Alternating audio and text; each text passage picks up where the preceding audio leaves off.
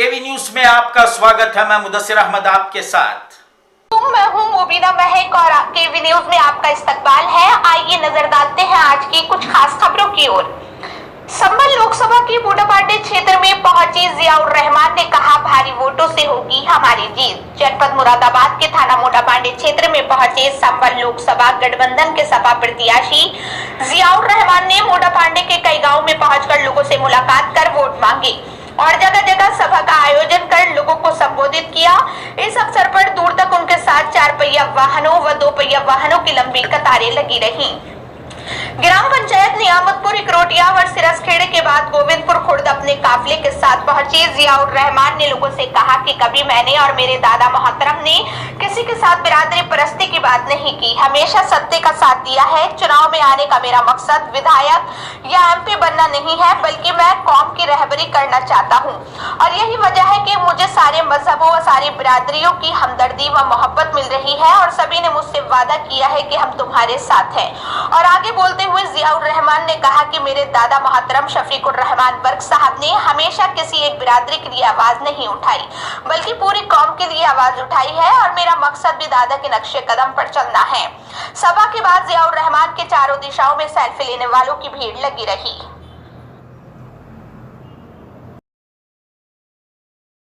10 तारीख से एक इतिहास कर करके एक वोट समाजवादी पार्टी के निशान पर देकर अखिलेश यादव जी के हाथों को मजबूत करते हुए इंडिया गठबंधन की सरकार बना देना।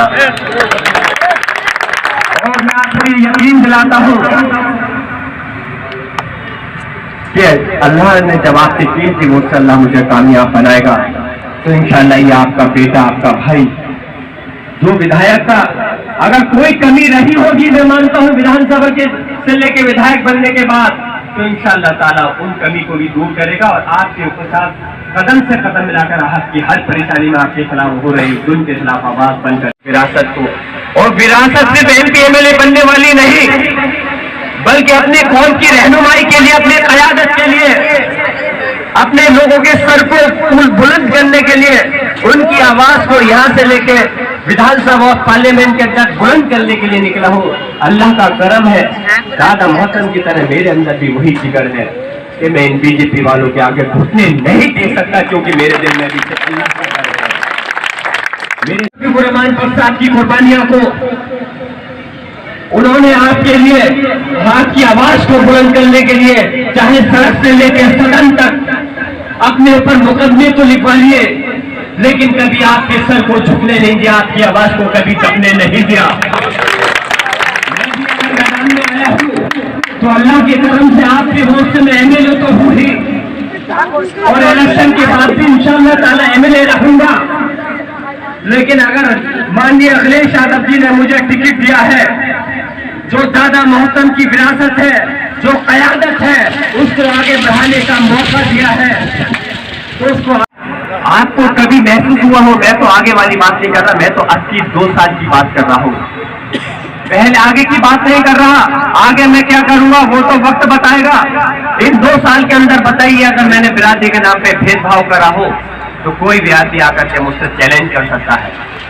और मैं आपसे अब भी वादा कर रहा हूँ इंशाअल्लाह ताला आपके कीमती वोट से जीतने के बाद आप सब लोगों को एक कर करके आपकी फिल्म बगैर किसी जाति बिरादरी के, बगैर किसी फिरके के बात से, मैं किसी एक बिरादरी की बात नहीं कर रहा। अगर हम भी उनको मजबूती देंगे तो उन और हमें क्या फर्क रह जाएगा? क्या जवाब देंगे कल को अल्लाह के यहाँ जाकर? कैसे कौम के सामने आंखें मिला करके बात करेंगे? याद रखो, कभी एक तारीख के लम्हों ने सजा की थी और सदियों ने सजा पाई। ये वो चीज है, बाद में हाथ पांव बनने से कुछ नहीं होने वाला। अभी हमें सोचना भी होगा और करना भी होगा। ये फैसला लेने का वक्त है। इस संभल लोकसभा क्षेत्र उत्तर प्रदेश के लिए नहीं, बल्कि अपने मुल्क के लोगों के लिए हमें ये हिसाब करना होगा। हमारे लोगों को घुसपैठियां क्या है, खासतौर से जो कारोबार पर बुलडोजर चला दिया जाता है, उसको कैसे रोके? हमारे इस प्रदेश और देश में जो क़यादत, जो रहनुमाई को कम करते हुए खत्म करने की कोशिश हो रही है, उसको कैसे रोके? याद रखना, अगर ये भारतीय जनता पार्टी की सरकार दोबारा आ गई, मैं ये तो नहीं कह रहा कि मैं भविष्यवाणी करता हूं कि ऐसा हो जाएगा, लेकिन ये असबाब जरूर नजर आते हैं जो 10 साल में इन लोगों ने हालात पैदा किए हैं। आने वाले वक्त के अंदर हम सोच भी नहीं सकते हमारा कितना ज्यादा नुकसान हो सकता है। मैं ये बात हकीकत कह रहा हूं, ये इलेक्शन कोई जात बिरादरी का इलेक्शन नहीं है और ना ही कभी विधानसभा लोकसभा का इलेक्शन बिरादरी के नाम पे लड़ा जाता है। मैं आपसे पूछना चाहता हूं, विधानसभा और लोकसभा को तो छोड़िए, कोई मुझे ये बता दिए प्रधानी का चुनाव भी कोई आदमी एक अगर बिरादरी के नाम पे जीत जाए तो ठीक है, जियाउर रहमान पर विधानसभा से भी इस्तीफा दे देगा।